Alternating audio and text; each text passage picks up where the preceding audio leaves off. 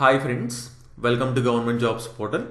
So మనం group D previous papers maths 500 bits చెప్పుకుంటామని చెప్పామండి. సో మనం పార్ట్ 9కి రావడం జరిగిందనమాట. ఇంతవరకు మా ఛానల్కి సబ్స్క్రైబ్ చేసుకోకపోయింటే కంపల్సరీగా సబ్స్క్రైబ్ చేసుకొని పక్కనున్న బెల్ ఐకాన్ తప్పకుండా క్లిక్ చేయండి. అలాగే జీజేపీ తెలుగు అనే మా ఆండ్రాయిడ్ యాప్లో reasoning, arithmetic, modern history and AP history paid classes available ఉన్నాయి. సో ఇంట్రెస్ట్ ఉన్న వాళ్ళు ఈరోజు ఎన్రోల్ చేసుకోవచ్చు అనమాట. ఓకే, సో ఆల్రెడీ మనం ఒక 160 క్వశ్చన్స్ చూసాం. మనం ఇప్పుడు 161 క్వశ్చన్ నుంచి చూడడం జరుగుతుంది, ఒక 20 క్వశ్చన్స్ ఈ వీడియోలో. అండ్ ఇంకొక విషయం ఏంటి అంటే ఈజీగా ఉన్న క్వశ్చన్స్ మీకే వదిలేయడం జరుగుతుందండి. సో మీరు కామెంట్స్లో ఆన్సర్ చెప్పాల్సి ఉంటుందన్నమాట. ఓకే, సో ఫస్ట్ 161 క్వశ్చన్ చూద్దాం. 2.5 kg cost, jam cost 78 rupees 60 paise అయితే 5.5 kg ఎంత అవుతుంది అంటున్నారు. 2.5 కిలోలు 78 రూపాయల 60 పైసలు అయితే 5.5 కిలోలు ఎంత అంటున్నారు. సో ఇది సింపుల్ క్వశ్చన్ కాబట్టి మీరే క్వశ్చన్ నెంబర్తో పాటు ఆప్షన్ ఏది అనేది కరెక్ట్గా ఆన్సర్ చేయండి. ఓకే, సో నెక్స్ట్ క్వశ్చన్కి వెళ్ళిపోదాం. 162nd క్వశ్చన్ క్లియర్గా చూసుకోండి. a - 1/a = 6 అయితే a⁴ ప్లస్ 1/a⁴ ఫార్ములా ఏంటి? ఓకే, ఏంటి వాల్యూ ఏంటి అని అడుగుతున్నారు. ఓకే, దీనికి యాక్చువల్ ఒక సింపుల్ ఫార్ములా ఉంది. దానికి చెప్పే ముందు ఒకసారి క్లియర్గా చూద్దాం ఎలా వస్తుందో, ఫార్ములా ఎలా వస్తుందో కూడా ఒకసారి చూసేద్దాం. చూడండి, a - 1/a వచ్చేసి 6 అయింది.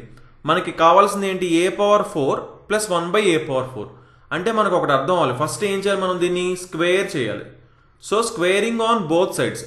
ఒక సైడ్ స్క్వేర్ చేస్తున్నామంటే రెండో సైడ్స్ కూడా స్క్వేర్ చేయాలి.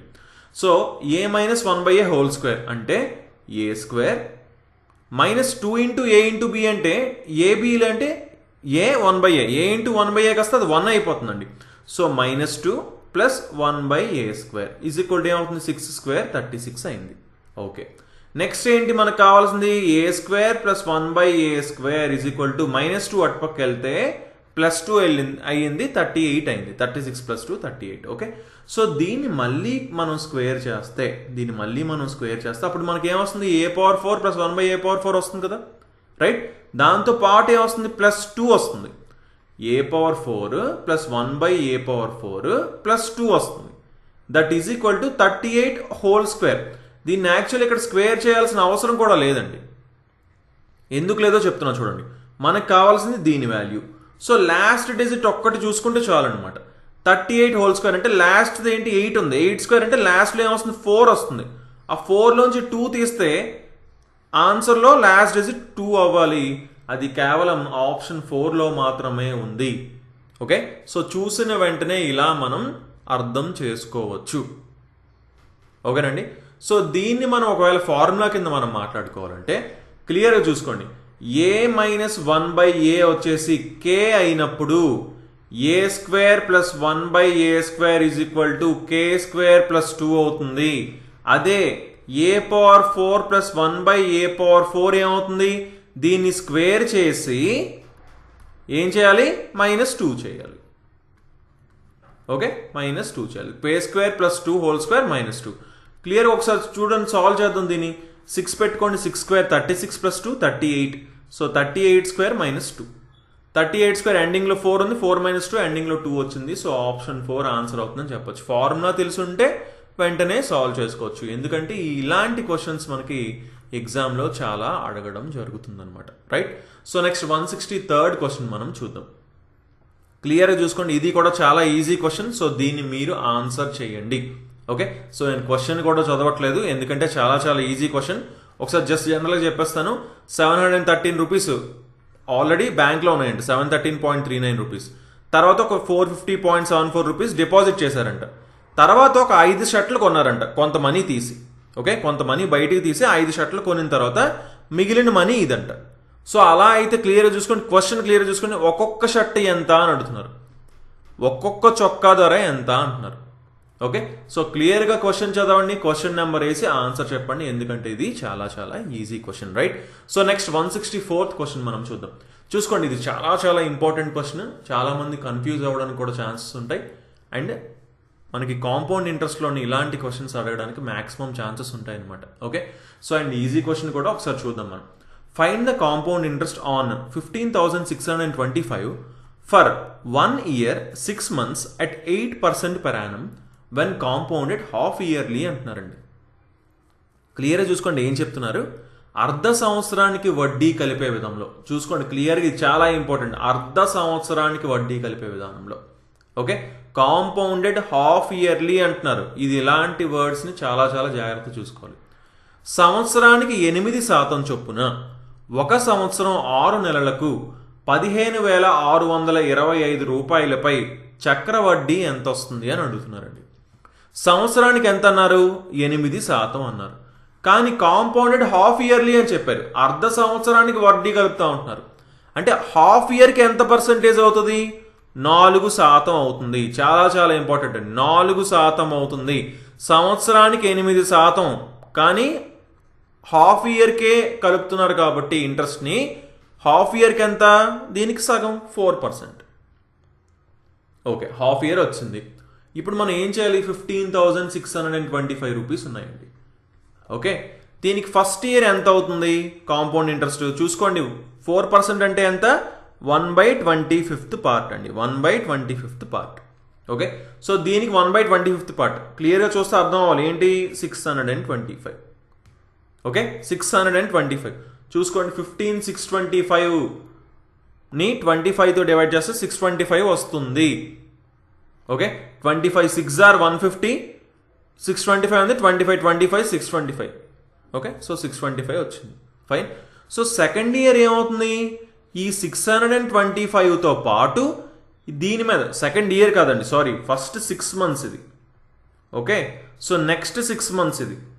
ఓకే, మొదటి 6 నెలలకు 625 అయింది. నెక్స్ట్ 6 నెలలకు 625తో పాటు దీని మీద వచ్చే వడ్డీ కూడా ముందు 6 నెలలకు ఎంత అయితే వడ్డీ వచ్చింది దాని మీద మళ్ళీ వడ్డీ వస్తుంది. సో 625కి 4% అంటే 25వ వంతు అంటే ఎంత? 25. ఓకే, తర్వాత 6 నెలలకి నెక్స్ట్ 6 monthsకి మనకి ఎంత కనుక్కోమన్నారు? 1 year 6 months, 1 సంవత్సరం 6 నెలలకి ఎంత వడ్డీ వస్తుందో కనుక్కోమన్నారు. సో 6 6 6 సరిపోయిందండి. 1 సంవత్సరం 6 నెలలు అవుతుంది. ఓకే, 625 దీని మీద వస్తుంది, అసలు మీద 625 వస్తుంది. ఓకే, అండ్ తర్వాత ఈ 625 మీద ఒక 25, ఈ 625 మీద ఒక 25, ఈ 25 మీద 1. ఎందుకు? ఇందులో 25వ వంతు అంటే 1. Okay, simple. ఓకే, సో ఇప్పుడు సింపుల్గా మనం ఏం చేయొచ్చు? అన్నిటినీ కూడా యాడ్ చేసుకుంటాం. అన్నిటిని యాడ్ చేస్తే ఆన్సర్ వచ్చేస్తుంది. ఒకసారి చూడండి, 1 2 3. ఇప్పుడు మళ్ళీ చెప్తున్నాను, మళ్ళీ మనం లాస్ట్ డిజిట్ ఒక్కటి చూసుకుంటే చాలు. లాస్ట్ డిజిట్ ఒకవేళ సేమ్ ఉన్నాయి అనుకోండి, అప్పుడు మనం తప్పదు యాడ్ చేసుకోవాల్సిందే. అప్పుడు లాస్ట్ నుంచి సెకండ్ డిజిట్ చూసుకోవచ్చు. అది సేమ్ ఉంటే ఇంక మొత్తం కలుపుకోవాల్సింది అనమాట. ఓకే, ఒకసారి లాస్ట్ డిజిట్ ఏది చూద్దాం. 1 2 3 4 5 6. 6 5 30 అంటే లాస్ట్లో ఇక్కడ 0 ఉంది, ఇంకొక 1 ఉంది కాబట్టి లాస్ట్లో 1 అంటే 1 వస్తుందండి లాస్ట్లో. అది కేవలం ఆప్షన్ 3లో మాత్రమే కనిపిస్తుంది కాబట్టి ఆప్షన్ 3 ఆన్సర్ అవుతుందని చెప్పొచ్చు. ఓకే, ఇక్కడ చాలా ఇంపార్టెంట్ క్వశ్చన్ ఇది. 15,625ని 1 year 6 monthsకి ఎంత అని అడిగారు. 8% per annum అన్నారు కాబట్టి ముందు మనం 4% 6 months కనుక్కున్నాం. తర్వాత ఫస్ట్ 6 monthsకి, సెకండ్ 6 monthsకి, థర్డ్ 6 monthsకి కనుక్కున్నాం. అండ్ చూసుకోండి, వడ్డీ మీద మళ్ళీ వడ్డీ వస్తుంది. అదే కాంపౌండ్ ఇంట్రెస్ట్ అంటే అర్థం. ఓకే, చక్రవడ్డీ అంటే అర్థం అదే చక్రవడ్డీ. Okay, so next 165th question మనం చూద్దాం. Find the height of a building if the sun's shadow increases by 10 meters when the angle of elevation of the sun decreases from 60 degrees to 45 degrees. Clear చూసుకోండి, ఇలా మనకి ఒక building ఉందండి ఇక్కడ. Okay, ఇది Sons elevation. Okay, ఇక్కడ నుంచి elevation ఇది, అవునా? ఇక్కడ నుంచి ఎలివేషన్ ఇది.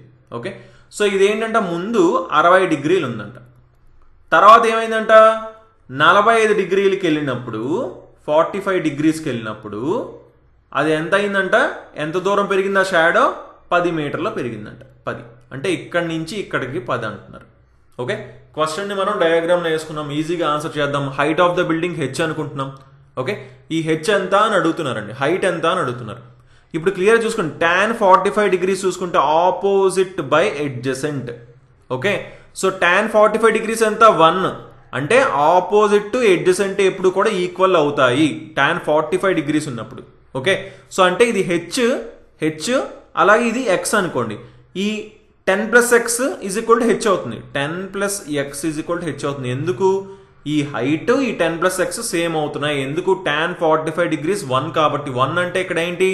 ఆపోజిట్ బై ఎడ్జసెంట్ 1 అయింది, అంటే opposite is equal to adjacent అయింది, అదే ఇది. సో ఎక్స్ వాల్యూ ఎంత అయింది? H minus 10. ఎక్స్ వాల్యూ ఎంత అయిందండి? H minus 10. సింపుల్. ఇప్పుడు ఏముంది? ఇప్పుడు tan 60 డిగ్రీస్ అప్లై చేద్దాం. ఎందుకు? ఆపోజిట్ ఇక్కడ ఎడ్జసెంట్ వచ్చేసి H minus 10. So tan 60 degrees అంటే √3 అండి. ఆపోజిట్ వచ్చేసి ఏంటి? ఇక్కడ హెచ్ బై ఎడ్జసెంట్ అంటే ఏంటి? H minus 10.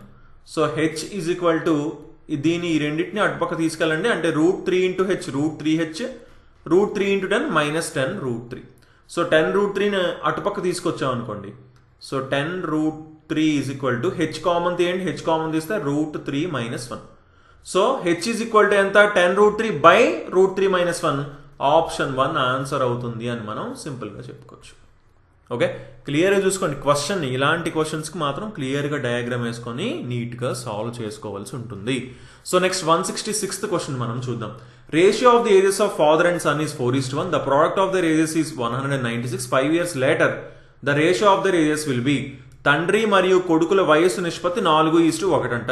వారి వయసుల గుణకారం 190 అంట. మల్టిప్లికేషన్ 5 సంవత్సరాల తర్వాత వారి వయసుల నిష్పత్తి ఎంత ఉంటుంది అంటున్నారు. క్లియర్ చూసుకోండి. 4:1 రేషియో అంటున్నారు, కానీ మల్టిప్లికేషన్ 196 అని చెప్తున్నారు. సో అంటే ఇది ఎక్స్ అయితే ఇది 4x అవుతుంది. ఈ రెండింటిని మల్టిప్లై చేస్తే 196 వస్తుందంట. అంటే 4x² ఈజ్ ఈక్వల్ టు 196. అంటే x² ఎంత అవుతుంది? 4తో డివైడ్ చేయండి. 4 4 16, 4 9 36. అంటే x వచ్చేసి 7 అయింది. 7 అంటే 7x కదా, 4 ఇంటూ x కదా, 4 ఇంటూ 7 28. x అంటే 7. సో వీళ్ళ ఏజెస్ ఏంటి? తండ్రి ఏజ్ 28, కొడుకు ఏజ్ 7. కానీ 5 years తర్వాత 5 సంవత్సరాల తర్వాత తండ్రి ఏజ్ ఎంత అవుతుంది? 33 అవుతుంది. 5 కలిపాం, 7కి 5 కలపని 12 అవుతుంది. వీటి నిష్పత్తి ఎంత అంటున్నారు? 3 టేబుల్లో క్యాన్సిల్ చేయండి. 3 4s, 3 11s, అంటే 11:4 ఆన్సర్ అవుతుంది అని చెప్పచ్చు. రైట్, ఈజీ క్వశ్చన్, బట్ క్లియర్గా అర్థం చేసుకోవాలి మనం. సో నెక్స్ట్ 167th క్వశ్చన్ మనం చూద్దాం. The salaries of Charan and Rajat are in the ratio 5:4. Okay, if the salary of each increases by 3,000, then the new ratio becomes 6:5. What is Charan's salary అంటారు. చరణ్ మరియు రజత్ జీతాల నిష్పత్తి 5:4. ఒక్కొక్కరి జీతం 3,000 పెరిగితే అప్పుడు నిష్పత్తి 6:5 అవుతుంది. 3,000 పెరిగితే ఓకే 6:5 అవుతుంది. అలా అయితే చరణ్ జీతం ఎంత అంటున్నారు? ఇది చరణ్, ఇది రజత్. ఓకే, క్లియర్గా చూసుకోండి. ఇక్కడ ఎంత పెరిగింది? 1 యూనిట్ పెరిగింది. ఇక్కడ ఎంత పెరిగింది? ఇక్కడ కూడా 1 యూనిటే పెరిగింది. అవునా? క్లియర్గా ఏం ఎక్స్క్యూజ్ మీ, మనకి ఇక్కడ క్లియర్గా ఏం చెప్పారండి? 3,000 పెరిగింది అన్నారు. ఇద్దరు శాలరీలు 2,000 3,000 పెరిగాయి అన్నారు. ఇక్కడ ఎంత పెరిగింది? ఇక్కడ 1 యూనిటే పెరిగింది, ఇక్కడ 1 యూనిటే పెరిగింది. అంటే ఆ 1 యూనిట్ ఎంతకు సమానం అని అర్థమైంది? మనకి 3,000కు సమానం అని అర్థమైంది. ఓకే, సో ఇప్పుడు మనల్ని ఏమడుగుతున్నారు? 1 యూనిట్ 3,000 అని అర్థమైంది. వాట్ ఈజ్ చరణ్స్ శాలరీ అంటున్నారండి. చరణ్ యొక్క శాలరీ ఎంత? If the salary of each increases అన్నారు. ఒకవేళ పెరిగితే, ఒక్కొక్కరిది 3,000 పెరిగితే ఇంత అవుతుంది, 6:5 అవుతుంది అన్నారు. సో అంటే ప్రస్తుతానికి మనం పాతదే తీసుకుంటాం. ఓకే, చరణ్ యొక్క శాలరీ ఎంత అంటే 5 యూనిట్లు అని అర్థమైంది మనకి ఇక్కడ చరణ్ది. సో 1 యూనిట్ 3,000 అయినప్పుడు 5 యూనిట్లు 15,000. ఒకవేళ పెరిగిన తర్వాత ఎంత అని క్వశ్చన్ అడుగుంటే క్లియర్గా 6 × 3 అప్పుడు 18,000 ఆన్సర్ అవుతుంది అనమాట. Okay, so next 168th question మనం చూద్దాం. ఓకే, ఒక బార్ గ్రాఫ్ ఇచ్చారు ఇక్కడ మనకి. ఏబీసీ అని ఒక కంపెనీ ఉందంట. అందులోని 5 సంవత్సరాలది 2012, 13, 14, 15, 16 ఈ 5 సంవత్సరాలకు గాను వాటి రిజల్ట్స్ ఇచ్చారండి. ఆ ఇన్స్టిట్యూట్కి ఎన్ని ర్యాంక్స్ వచ్చాయో దాన్ని ఈ గ్రాఫ్లో మెన్షన్ చేశారు. అలా అయితే ఇక్కడ క్వశ్చన్ ఏమడుతున్నారు? 2014 సంవత్సరంలో ఏబీసీ సంస్థ నుండి ఎన్ని ర్యాంకులు సాధించబడ్డాయి? In the year 2014 how many ranks were scored from the institute ABC. 2014లో చూసుకోండి, ఇక్కడికి ఉంది. ఇదంటే ఎంతండి? 10. సో 10 ర్యాంక్స్ వచ్చాయి. సింపుల్ క్వశ్చన్ అండి, ఏమీ లేదు. జస్ట్ బార్ గ్రాఫ్ని చూసుకుంటే క్లియర్గా మనం ఈజీగా సాల్వ్ చేసుకోగలుగుతాం. Okay, so next 169th question మనం చూద్దాం. The least number by which 3,888 is multiplied so that the product becomes a perfect square is 3888ని ఏ చిన్న సంఖ్యతో గుణిస్తే ఉత్పత్తి ఖచ్చితమైన వర్గం అవుతుంది అంటున్నారు. సో క్లియర్గా అబ్జర్వ్ చేయండి, 3888. ఓకే, సో ఇందులో ఏమున్నాయో అవన్నీ కూడా ఏంటి, మనం ఫ్యాక్టర్స్ తీసుకోవాలన్నమాట. ఓకే, ప్రైమ్ ఫ్యాక్టర్స్ తీసుకోవాలి మెయిన్గా, బట్ నార్మల్గా కూడా తీసుకోవచ్చు. ఒకసారి చూద్దాం మనం ఏం చేయాలో. ఫస్ట్ అయితే నేను 2ని తీస్తున్నానండి. 2ని తీసామనుకోండి, 2 × 1944 అయింది. అవునా, ఇంకా ఏమున్నాయి అనేది చూసుకోవచ్చు. ఇంకా ఏమున్నాయి వాటిని అన్నిటిని కూడా తీయచ్చు. ఓకే, సో ఇంకొక 2ని మళ్ళీ తీద్దాం. ఇంకొక 2ని తీస్తే 2 9s 18, 2 7s 14, 2 2s 4. ఓకే, ఇది 9 టేబుల్లో పోతుంది కదా, సో 9ని కూడా తీసేద్దాం. 9 అంటే ఏంటండి, 3 × 3 కదా. ఓకే, 9ని తీసాను. 9 అంటే 108. ఓకే, సో మళ్ళీ ఇక్కడ 108 అంటే ఇంకొక 9 ఉంది, సో ఆ 9ని కూడా తీసేద్దాం. 9 అంటే ఏంటి, 3 × 3ని తీస్తున్నాం. ఓకే, 3 × 3ని తీసాం, 12 ఉంది. 12 అంటే ఏంటి, 4 × 3. 4 అంటే ఏంటి, 2 × 2. క్లియర్గా చూసుకోండి, ఈ 2 2లకి ఒక 2 వస్తుంది బయటికి, 2 3లకి ఒక 3 వస్తుంది, ఈ 2 3లకి ఒక 3 వస్తుంది, ఈ 2 2లకి కూడా ఒక 2 వస్తుంది. కానీ మిగిలిపోయింది ఏంటి, 3 మిగిలిపోయింది. ఏంటి ఇక్కడ ఏమంటున్నాడు, పర్ఫెక్ట్ స్క్వేర్ అవ్వాలంటున్నాడు. పర్ఫెక్ట్ స్క్వేర్ అవ్వాలంటే అర్థం ఏంటి, అన్నీ 2 2 కంపల్సరీగా ఉండాలి. 2 2లు ఉన్నాయి, 2 3లు, 2 3లు, పేర్లు చూసుకుంటున్నాం. 2 2లు, 2 3లు, 2 3లు, ఇక్కడ 2 2లు ఉన్నాయి, కానీ ఒక 3 మిగిలిపోయింది. సో ఇంకొక 3ని గనక మనం మల్టిప్లై చేస్తే, అది కూడా పెయిర్ అయితే పర్ఫెక్ట్ స్క్వేర్ అవుతుంది కంపల్సరీగా. సో ఏ నెంబర్తో మల్టిప్లై చేయాలి, 3తో మల్టిప్లై చేయాలి. ఓకేనండి, సో క్లియర్గా అర్థం చేసుకోవాలి. లేదంటే నార్మల్ ఇలా డివిజన్ మెథడ్లో అయినా సరే సాల్వ్ చేసుకోవచ్చు అండి. ఓకే, నార్మల్గా ఇలా కూడా మనం సాల్వ్ చేసుకోవచ్చు. ఇలా కామన్ తీసుకుంటూ వెళ్ళామనుకోండి, 2 9s 18, 2 7s 14, 2s. ఓకే, 9 టేబుల్లో తీస్తున్నాం 108, మళ్ళీ 9 టేబుల్లో తీసాం 12, 2 6, 2 3s. 2 9లకి ఒక 9 తీసుకున్నాం, 2 2లకి ఒక 2 తీసుకుంటాం, 2 2లకి ఒక 2 తీసుకుంటాం, కానీ ఒక 3 మాత్రమే ఉంది కాబట్టి ఇంకొక 3 ఇవ్వాలి. అంటే ఆ 3ని మల్టిప్లై చేయాలి, అంటే ఆప్షన్ 2 ఆన్సర్ అవుతుంది అనమాట. రైట్, సో నెక్స్ట్ 170 క్వశ్చన్ మనం చూద్దాం. Anish is thrice as old as his son and the sum of their ages is 48. Find Anish age. చూసుకోండి, చాలా చాలా సింపుల్ క్వశ్చన్ కదా. సో ఖచ్చితంగా మీరు ఈ క్వశ్చన్కి ఆన్సర్ చెప్పండి. ఓకే, 170 క్వశ్చన్ నెంబర్ మెన్షన్ చేయండి అండ్ ఆప్షన్లో ఉన్న ఆన్సర్ కూడా మెన్షన్ చేయండి క్లియర్గా. Right, so next 170 first question మనం చూద్దాం. A sum of money invested at 15% simple interest per annum for 3 years yields the same interest as another sum invested at 12% simple interest per annum for 5 years. What is the ratio of the two sums invested? క్లియర్గా చూసుకోండి, ఏమంటున్నాడు, 3 సంవత్సరాల పాటు 15% సాధారణ వడ్డీతో పెట్టుబడి పెట్టిన మొత్తం 5 సంవత్సరాల పాటు 12% సాధారణ వడ్డీతో పెట్టుబడి పెట్టిన మరొక మొత్తానికి సమానమైన వడ్డీని ఇస్తుందంట. అలా అయితే పెట్టుబడి పెట్టిన 2 మొత్తాల నిష్పత్తి ఎంత అంటున్నాడు. క్లియర్గా ఒకటి అబ్జర్వ్ చేయండి, కొంత డబ్బులు ఉన్నాయి, దాన్ని 15% చొప్పున ఒక 3 సంవత్సరాలకు పెట్టారు.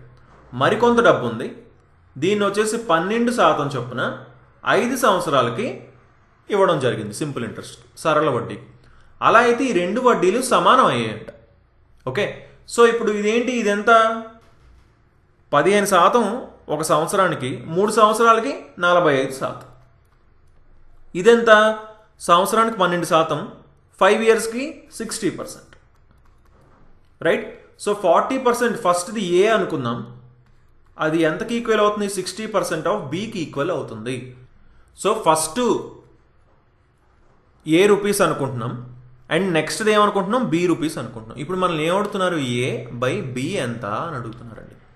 Simple, so A by B అంటే 60%/45% అంటే 60/45. క్యాన్సిల్ చేయండి, మనకి 5 టేబుల్లో చూసుకోండి, 5 12s, 5 9s. ఓకే, 15 టేబుల్లో డైరెక్ట్ క్యాన్సిల్ అయిపోతుంది, 15 4s, 15 3s అంటే 4/3 అంటే 4:3. సో 4:3 నిష్పత్తిలో ఉన్నాయన్నమాట ఆ 2 పెట్టుబడి పెట్టిన మొత్తాలు. Okay, so next 172nd question మనం చూద్దాం. క్లియర్గా చూసుకోండి, క్వశ్చన్ని క్లియర్గా నేను చెప్పేస్తున్నాను. ఏ అనే పైపు 22 గంటల్లో ఒక ట్యాంకర్ నింపగలదంట. ఓకే, బి అనే పైప్ 33 గంటల్లో అదే ట్యాంక్ని నింపగలదట. కాకపోతే ఏం చేశారంటే ఇక్కడ ట్యాంక్ కరెక్ట్గా నిండే 7 గంటల ముందు, కరెక్ట్గా 7 గంటల ముందు ట్యాంక్ ఇంకే 7 అవర్స్లో నిండిపోతుంది అన్నప్పుడు బీని ఆఫ్ చేయడం జరిగిందంట. ఓకే, అంటే బీని ఆఫ్ చేసిన తర్వాత కరెక్ట్గా ట్యాంక్ నిండడానికి ఎన్ని గంటలు పట్టిందండి? 7 గంటలు పట్టింది అని చెప్తున్నారు. ఓకే, సో అలా అయితే మొత్తం ఎన్ని గంటలు పట్టింది అనేది క్వశ్చన్ అండి. ఓకే, సో క్లియర్గా చూసుకోండి. ఫస్ట్ మనకి ఏం చేయాలి?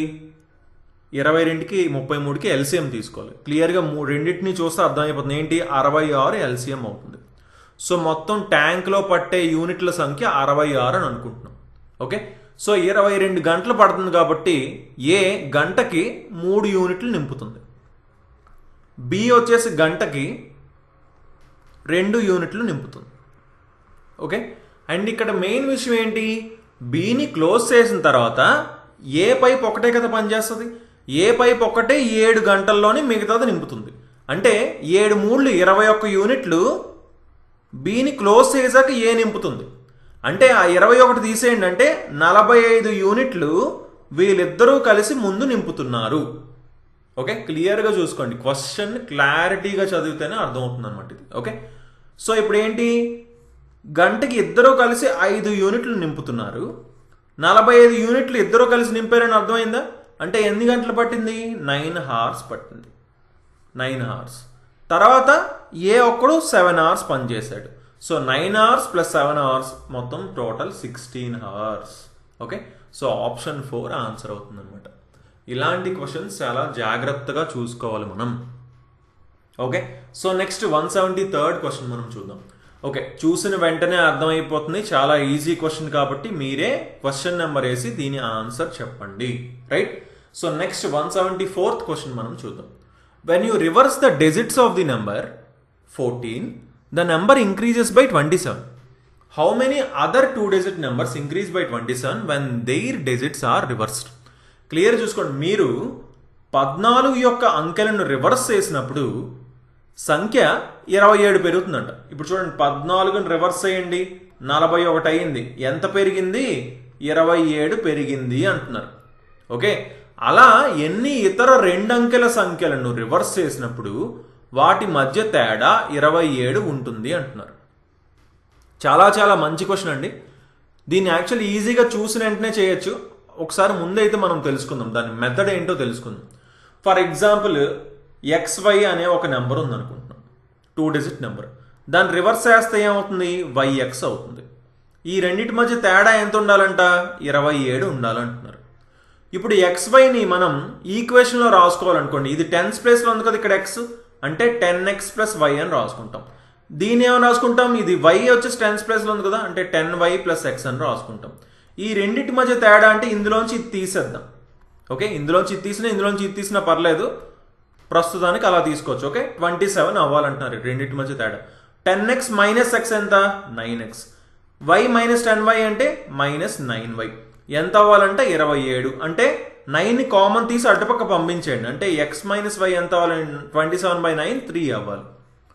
x - y 3 అవ్వాలి అని మనకు అర్థమైంది. యాక్చువల్లీ ఇది క్వశ్చన్ని చూసిన వెంటనే కూడా అర్థం చేసుకోవచ్చండి. ఎందుకు అంటే క్లియర్ చూసుకోండి, 14 ఉంది, రివర్స్ నెంబర్ చేస్తే దాన్ని 41 అవుతుంది. క్లియర్గా అసలు ఈ 14ని చూసిన వెంటనే రివర్స్ అన్నారు, 41 అయింది. ఈ రెండింటి మధ్య తేడా ఎంత? 3. ఈ రెండింటి మధ్య తేడా ఎంత? 3. సో ఆ రెండింటి మధ్య తేడా ఎంత ఉండాలి? 3. మనం ఇన్ని ఈక్వేషన్లు వేసి చేసింది కూడా అదే. ఫైనల్గా 3 డిఫరెన్స్ ఉండాలి అని మనకు అర్థమైంది. సో ఫస్ట్ 14 కాకుండా మిగతా ఎన్ని ఉన్నాయి అంటున్నారు. సో ఫర్ ఎగ్జాంపుల్ 10s ప్లేస్లో 2 ఉందనుకోండి, డిఫరెన్స్ 3 ఉండాలి కదా, అంటే 25 అవుతుంది. అవునా? 25 ఒకసారి టెస్ట్ చేద్దాం. 25 రివర్స్ అయ్యింది 52. 25కి 27 కలిపితే 52 వస్తుందా? ఎస్ వస్తుంది. సో 25 అనేది ఒక నెంబర్. తర్వాత ఒకవేళ 10s ప్లేస్లో 3 ఉందనుకోండి, అప్పుడు ఏమవుతుంది? డిఫరెన్స్ 3 ఉండాలని చెప్పుకున్నాం, 6 అవుతుంది. 4 ఉందనుకోండి 7 అవుతుంది. 5 ఉందనుకోండి 8 అవుతుంది. 6 ఉందనుకోండి 9 అవుతుంది. అంతే, రైట్? సో వీటి రివర్స్ చేసుకొని కావాలంటే ఒకసారి మీరు టెస్ట్ చేసుకోవచ్చు. ఓకే, సో సింపుల్ అంటే మొత్తం ఎన్ని ఉన్నాయి 1 2 3 4 5 ఇంకొక 5 నెంబర్లు ఉన్నాయి అంటే ఆప్షన్ 1 ఆన్సర్ అవుతుందని సింపుల్ గా చెప్పొచ్చు అనమాట ఇక్కడ మనం. ఓకే, సో 175th క్వశ్చన్ మనం చూద్దాం.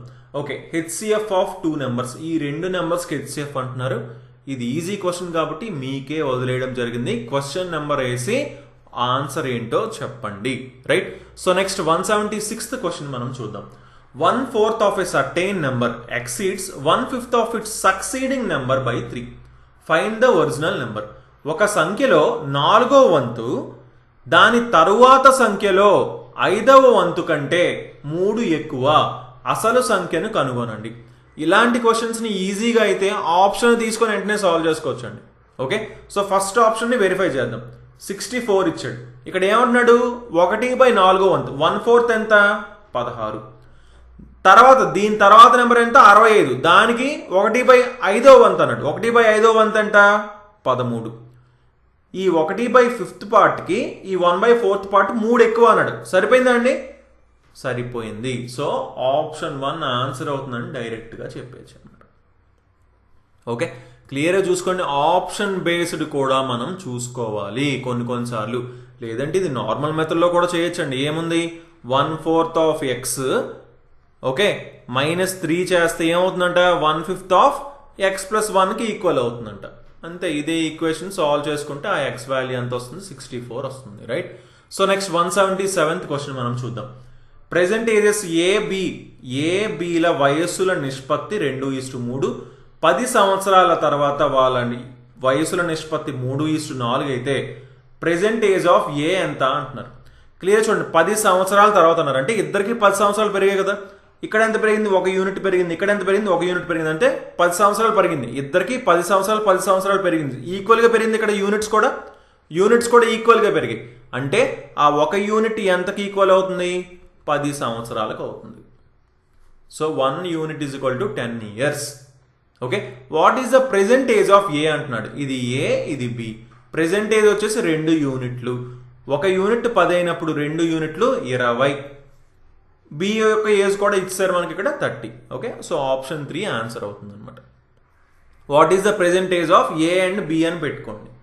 ప్రస్తుత ఏ మరియు బి వయస్సులు ఎంత. ఓకే, సో 178th క్వశ్చన్ మనం చూద్దాం. చూసుకోండి, యావరేజెస్ చాలా చాలా ఇంపార్టెంట్ క్వశ్చన్ అండ్ ఎఫిషియెంట్ మెథడ్లో మనం ఇప్పుడు చెప్పుకోవడం జరుగుతుంది. ఒకసారి క్లియర్గా అబ్జర్వ్ చేయండి. A batsman has a certain average of runs for 19 innings. Okay, in the 20th innings he makes a score of 100 runs, thereby increasing his average by 2. What is the average score of 20 innings? చూడండి, ఒక బ్యాట్స్మెన్కి 19 ఇన్నింగ్స్లోని కొంత సగటు పరుగులు ఉన్నాయంట, కొంత ఉన్నాయి. 20వ ఇన్నింగ్స్లో అతను తన సగటును 2 పెంచడం ద్వారా 100 పరుగులు చేశాడు. 100 పరుగులు చేయడం ద్వారా తన సగటును 2 పెంచాడంట.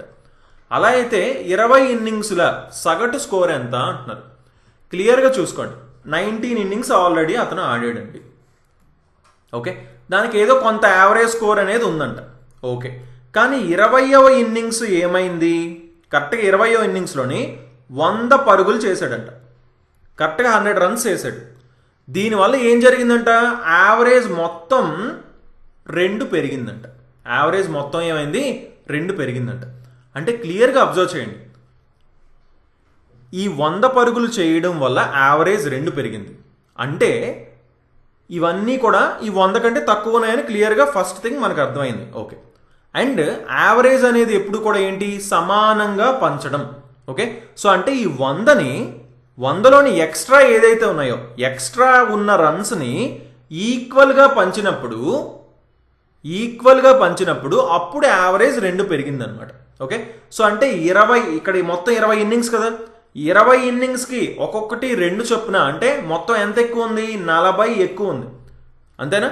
ఈ 100 పరుగుల్లో 40 ఎక్కువ ఉంది కాబట్టి ఆ 40ని 2 చొప్పున మొత్తం అందరికి సమానంగా పంచడం వల్ల యావరేజ్ 2 పెరిగింది. అంటే 40 ఎక్కువ ఉంది అంటే ఏంటి, 60 పరుగులు సరిపోతాయి. ముందు యావరేజ్ 60 ఉండేది. ఈ 40 ఇక్కడ 100 కొట్టడం వల్ల ఆ 60కి ఇంకో 40 యాడ్ అవడం వల్ల ఆ 40ని 20 మందికి పంచారు. సో ఒక్కొక్కరికి 2 పెరిగింది. అంటే కొత్తగా వచ్చిన యావరేజ్ 20 ఇన్నింగ్స్కి ఎంత 62 అయ్యింది. క్వశ్చన్ ఏంటి 20 ఇన్నింగ్స్ యావరేజ్ ఎంత అని అడిగారు. సో 62 అవుతుంది. ఒకవేళ 19 ఇన్నింగ్స్కే యావరేజ్ ఎంత అని అడుగుంటే ముందు ఎంత ఉండేది 60 ఉండేది అన్న విషయం మనం అర్థం చేసుకోవాలి. ఓకే, సో క్వశ్చన్ ఏమడిగినా కానీ ఆన్సర్ చెప్పగలగాలి. Okay, so next 179th question మనం చూద్దాం. స్క్వేర్ రూట్ ఆఫ్ 4096 అంటున్నాడు. క్లియర్ చూడండి, దీని స్క్వేర్ రూట్ ఎంత? 6 స్క్వేర్ 36, 7 స్క్వేర్ 49 పెరిగిపోయింది. ఫస్ట్ రెండే చూసుకుంటున్నాం. ఓకే, 6 స్క్వేర్ 36, 7 స్క్వేర్ 49 పెరిగిపోయింది కాబట్టి 6 అయితే వస్తుంది. ఓకే, అండ్ తర్వాత 96 ఉంది అంటే లాస్ట్లో 6 ఉందంటే అయితే 4 కానీ 6 కానీ వస్తుంది అన్న విషయం మనకు అర్థమైంది. అంటే అయితే 64 కానీ 66 కానీ ఆన్సర్ అవుతుంది. కానీ ఏది అవుతుంది అని ఎలా చెప్తాం? మధ్యలో ఉన్న 65 స్క్వేర్ కనుక్కొని చెప్తాం. 65 స్క్వేర్ ఎంత? మనం ఆల్రెడీ షార్ట్ కట్ చెప్పుకున్నాం. 5 ఎండింగ్లో ఉన్నప్పుడు 25 వస్తుంది. 6 తర్వాత నెంబర్ 7 కాబట్టి 6 × 7 42.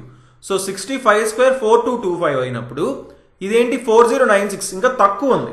తక్కువ ఉందంటే ఆన్సర్ ఏమవుతుందండి 64 అవుతుంది. సారీ, ఆన్సర్ ఏమవుతుంది 64 అవుతుంది అనమాట. ఎందుకు అవుతుందండి 64? 4225 కంటే తక్కువ ఉంది 4096. అంతే కదా, 64 స్క్వేరే 4096 అవుతుంది. సో ఇప్పుడు ఏంటి స్క్వేర్ రూట్ ఆఫ్ 4096 కనుక్కున్నాం. ఆవేశపడి మనం 64 ఆన్సర్ పెట్టుకోవడం ఎందుకు? మళ్ళీ స్క్వేర్ రూట్ ఉంది. సో మళ్ళీ స్క్వేర్ రూట్ ఆఫ్ 64 అంటే ఎంత? 8 అవుతుంది అనమాట. సో ఆప్షన్ 4 ఆన్సర్ అవుతుంది. నెక్స్ట్ 180 క్వశ్చన్ చూద్దాం మనం. లాస్ట్ క్వశ్చన్ అండి ఈ వీడియోకి. 700 రూపీస్ని ఏ, బి మరియు సి మధ్య విభజించడం జరిగిందంట.